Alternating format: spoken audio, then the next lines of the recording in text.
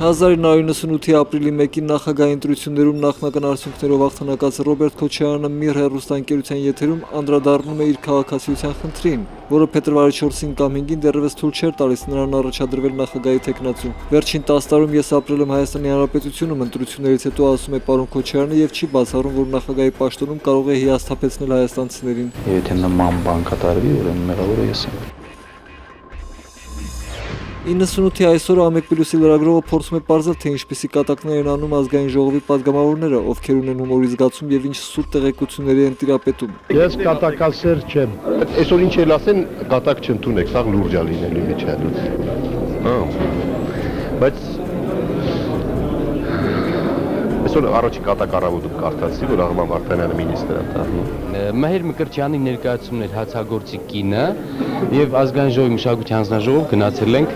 ողջունելու, շնորհավորելու պրեմիերաներ։ Այսինքն ամբողջ օր թատրոն եք խաղում, ել ինչ եք եկել թատրոն նայելու։ 2000 թվականի ապրիլի 1-ը ուրախոր էր վարչապետ Արամ Սարգսյանի համար, նրան Սյունիքի մարզում դիմավորում են երկու պարով, աղ ու հացով, ինքը գնացել էր հետևելու զինվորների հակուկապին, Զորամասի պատի թերթը նրան հիշեցնում է, թե ինչ ողբերգություն է կրում իր մեջ։ Սիսիանում վարչապետը ներկա է գտնվում Նորավան գյուղի բնակչության եւ Սիրահայերի սեփականաշնորհած Սերմնաբուծարանի տերերի վեճին։ Նորավանցիները չեն ուզում, որ Սերմնաբուծարանի հողերն իրենց տան։ Ես ոչ թե պիտի ուզենայի, որ ընդառաջակ ասեք, որ տանք հողերը, այլ Սերմնաբուծարանի հողերը թերևս 400 հեկտարով եւս ավելացնեք,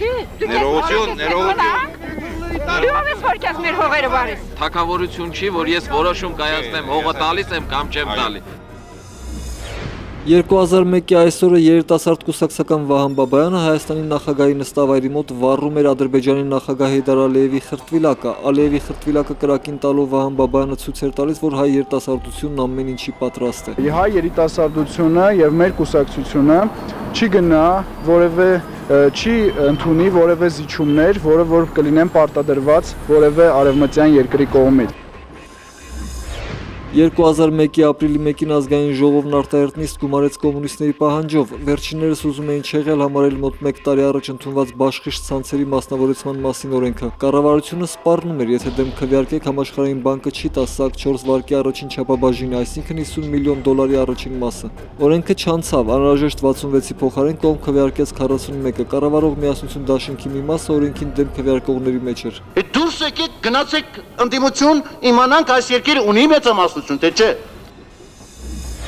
2006-ի ապրիլի 1-ին Արմավիր քաղաքի կենտրոնում մահափորձ է իրականացվում Երկրապահ կամավորականների միության տարածքային վարչության պետ Ռուստամ Գասպարյանի նկատմամբ։ Մահափորձի հաջողությունը կանխում են ականատեսները, որոնք քարերով խփում են ինքնաձիգից կրակողների ավտոմեքենային։ Նրանք մեքենան թողնելով փախչում են դեպքի վայրից։